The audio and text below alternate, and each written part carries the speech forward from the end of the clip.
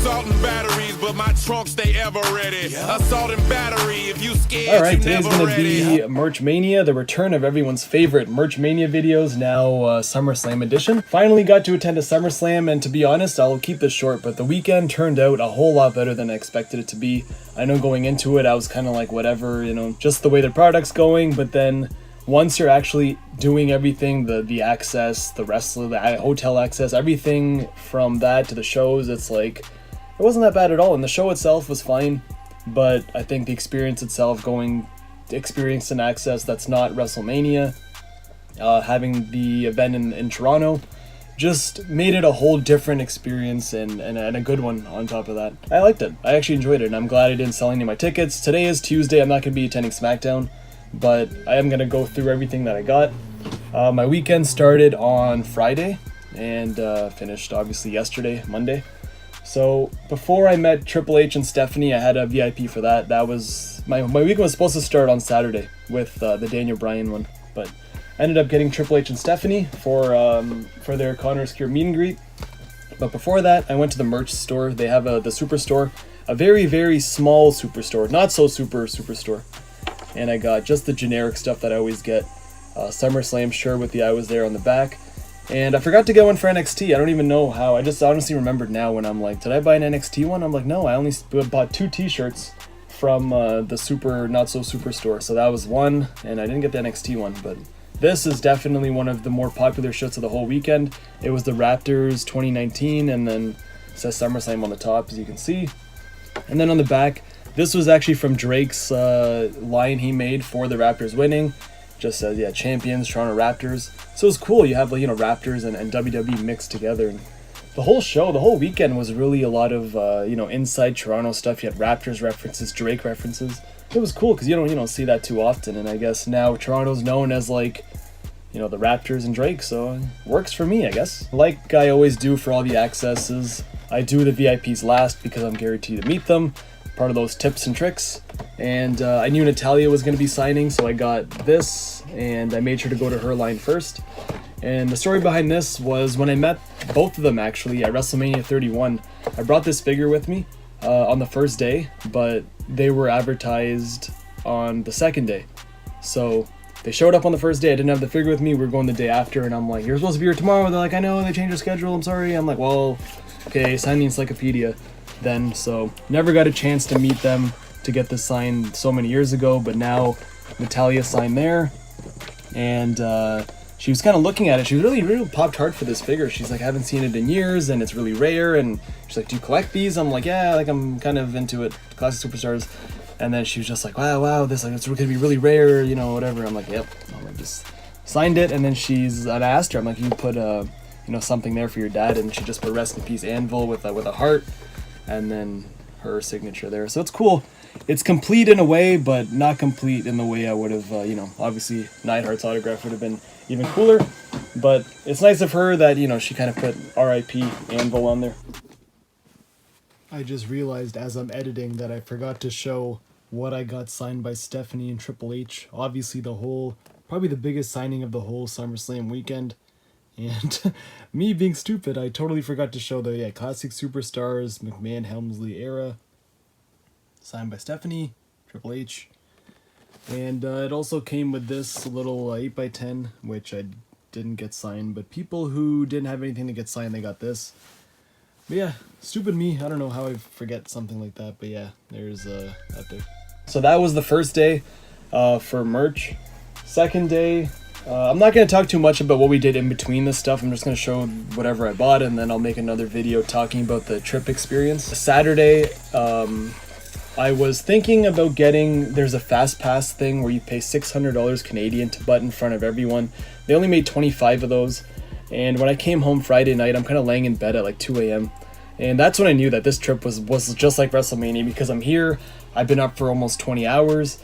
I'm just looking at like this stuff behind me, and I'm like, I should really buy that fast pass, because I knew being at WrestleMania and just years and years of experience where I knew tomorrow's access, as in Saturday's access, was going to be so like beyond crazy. And I was like, do I do it? Do I just spend $600, meet everyone I want to meet? And they had a stacked session for Saturday where it was like Christian and Matt Hardy and all these like, you know, older guys who would be cool to meet, and even the cool guys now, the higher mid-card people, Cesaro. There was a lot of cool guys that night, and I was like, whatever, it's $600, it's a lot of money, and I just kind of, you know, tested my luck. Maybe I'll get lucky, and I definitely did not. We got there at, whatever, we got there on time, and we went straight for the Nakamura line, because I was wearing my New Japan tracksuit. I'm like, oh, it's gonna be cool, like, meet in my New Japan tracksuit. I met Nakamura, we waited in line for Christian for 2 hours. They cut it off with, like, we had probably at least 40 minutes left of waiting, 30 minutes, and they brought out Heavy Machinery. I swore, I got mad, I left the line, I'm like, fuck this, I'm not gonna meet Heavy Machinery. And I went to the Daniel Bryan line, where they're like, oh, Randy Orton's taking too long with everyone, so we're gonna start his session an hour later, so come back at 5 instead of 4. Like, I got there, Orton's taking forever. They gave you a little piece of paper that had like a number on there. They're like, here, you're like number 55, so like come back and then we're gonna put you in the exact spot that you left at. Came back, and they actually, because of that, Daniel Bryan was so rushed, I didn't even get a chance to talk to him that much. And I got this from WrestleMania 30. He signed that, and I wanted him to put Miracle on Bourbon Street on there, but because it was so rushed and he was talking to me about my tracksuit, and the security just literally handed it to him, he scribbled on it, and then they put it on the side, and then I came up, and then I said hi to him, whatever. It was very rushed. It was cool to meet him, he's a very nice guy, but just the whole story behind it, I was not too impressed with Access that day. Now, Sunday, we went to NXT, everything's cool and whatever. I had Rey Mysterio in the morning, and we went out that night too to the Dolph Ziggler signing, where it was good actually. I didn't get anything signed by him. He was very nice, very funny, if you ever go to see his comedy show. And I wanted to get something just to like commemorate the whole thing. And him and the girl he does the comedy show with were selling their little gimmicks. I bought this hat, has Dolph Ziggler and whatever her name is. It's actually a little, you know me, I'm into the trucker hats. So this was cool, has a cool little design on it. So it was $20, so that's what I got at the Dolph Ziggler signing. And Sunday morning, I was not in the mood to wake up at 8 a.m. I got to Access at 10, so I was there for 2 hours, and I swear to you, I met so many guys in 2 hours. I think maybe 5 guys in 2 hours, then compared to the day before, it was only like 2 in 4 hours. First person I met was Drake Maverick, who was signing, and his lineup was moving fairly fast. And he was actually giving these wanted R-Truth 24/7 title, so I got that, and he signed it on there. And he also signed my encyclopedia plus this, and then I guess there was 2 things. Like he gave it to me like this, and I knew there was 2 papers. I'm like, whatever, there's probably nothing on the other one. So I like move it. I'm like, oh, this guy just gave me a Kurt Angle autograph on top of that. So I was like, okay, that's fine. And then I was just actually going through my car now, and I don't know whose autograph this is. It's not mine. I think it might be Hassan's, so someone's gonna know whose autograph this is. I don't know if it's this way or this way, but this is someone's autograph. I don't know whose, but this is about Drake Maverick. Just so you can see, here's what my encyclopedia looks like. The first page with like everyone who, you know, who's not inside of it. Got Rusev, Nakamura, Mia Yim's down there, Johnny Gargano's up here.